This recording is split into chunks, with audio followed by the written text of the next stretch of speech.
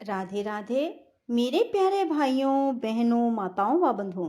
संस्कार की बातें चैनल में आपका स्वागत है। बंधुओं, आज माघ महीने में सोमवार के दिन मैं आपके लिए लाई हूँ भगवान शिव की कथा। बंधुओं, माघ महीने में भगवान विष्णु और भगवान शिव की पूजा का बहुत अधिक महत्व है।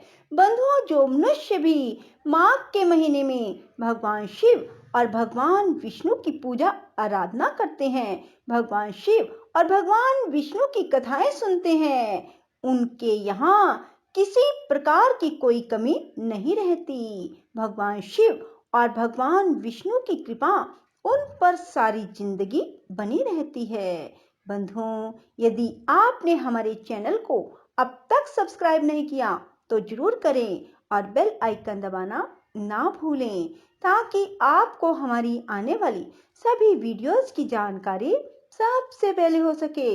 बंधुओं, वीडियो को पूरी सुनने के बाद कमेंट बॉक्स में जय शिव शंकर भोलेनाथ जरूर लिखें। बोलो शिव शंकर भोलेनाथ की जय हो।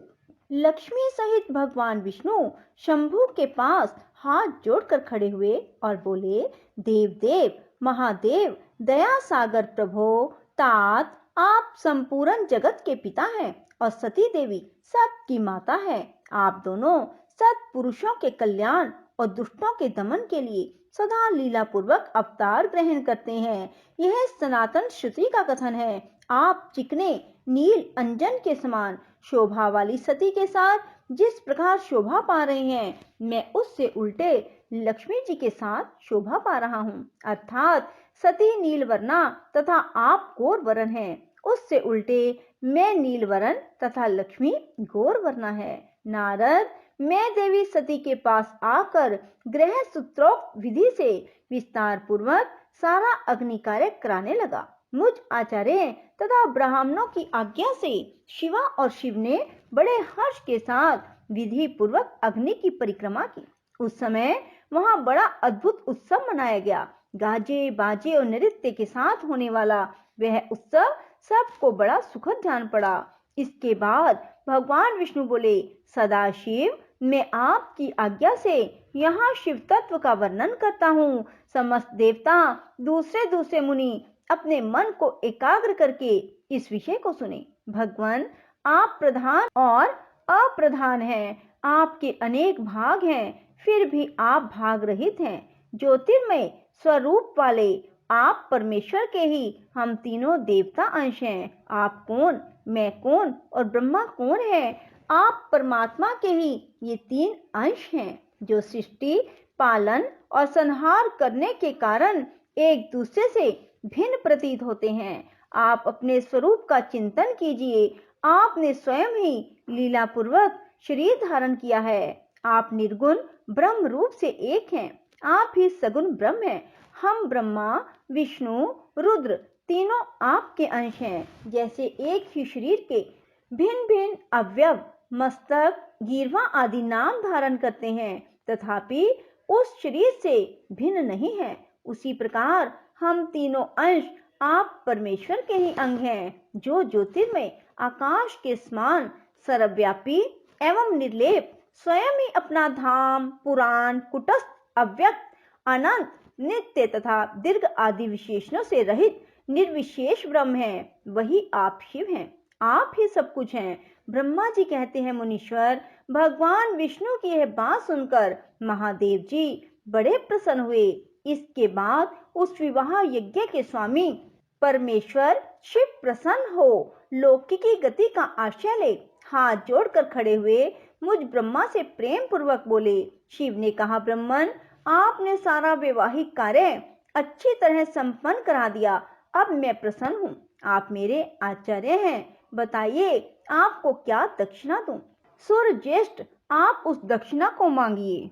महाभाग, यदि वह अत्यंत दुर्लभ हो तो भी उसे शीघ्र कहिए। मुझे आपके लिए कुछ भी अदेय नहीं है। मुने, भगवान शंकर का यह वचन सुनकर मैं हाथ जोड़ विनीत चित्त से उन्हें बारंबार प्रणाम करके बोला, देवेश, यदि आप प्रसन्न हो और महेश्वर यदि मैं वर पाने के योग्य हूँ तो प्रसन्नता पूर्वक जो बात कहता हूँ उसे आप पूर्ण कीजिए। महादेव, आप इसी रूप में इसी वेदी पर सदा विराजमान रहें, जिससे आपके दर्शन से मनुष्यों के पाप धुल जाएं।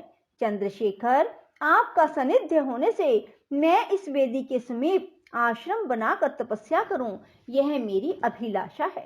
चैत्र के शुक्ल पक्ष की त्रयोदशी को पूर्व फागुनी नक्षत्र में रविवार के दिन इस भूतल पर जो मनुष्य भक्ति भाव से आपका दर्शन करे उसके सारे पाप नष्ट हो जाएंगे, विपुल पुण्य की वृद्धि हो और समस्त रोगों का सर्वथा नाश हो। जो नारी दुर्भगा, बंध्या, कानी अथवा रूपहीना हो वह भी आपके दर्शन मात्र से अवश्य निर्दोष हो जाए। मेरी यह बात उनकी आत्मा को सुख देने वाली थी। इसे सुनकर भगवान शिव ने प्रसन्न चित्त से कहा, विधाता, ऐसा ही होगा। मैं तुम्हारे कहने से संपूर्ण जगत के हित के लिए अपनी पत्नी सती के साथ इस वेदी पर सुस्थिर भाव से स्थित रहूंगा। ऐसा कहकर पत्नी सहित भगवान शिव अपनी अंश रूपनी मूर्ति को प्रकट करके वेदी के मध्य भाग में विराजमान हो गए। इसके बाद स्वजनों पर स्नेह रखने वाले परमेश्वर शंकर दक्ष से विदा ले अपनी पत्नी सती के साथ कैलाश जाने को तैयार हुए। उस समय उत्तम बुद्धि वाले दक्ष ने विनय से मस्तक झुका हाथ जोड़ भगवान विषध्वज की प्रेम पूर्वक स्तुति की।